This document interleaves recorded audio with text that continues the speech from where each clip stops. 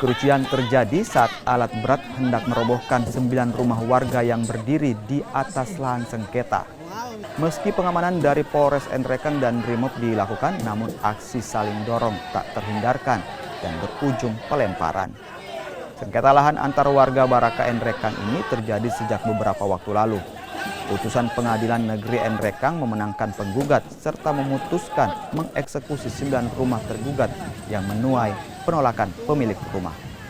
Nggak terima dong. Siapa terima kita bukti-bukti kuat. Bukti kuat. Itu apa bukti itu orang? Itu kalau kelapa masuk akal kalau zaman Belanda itu kelapa masuk akal. Kesempatan kami sudah memberikan himbauan dari tanggal 12 yang tidak jadi kemarin selama 1 minggu. Bahkan sebelumnya itu kita sudah sampaikan dilayangkan surat. Namun para tergugat atau termohon yang ada di dalam ini tidak mengindahkan sehingga perintah pengadilan, perintah undang-undang untuk kami kawal untuk dilaksanakan eksekusi.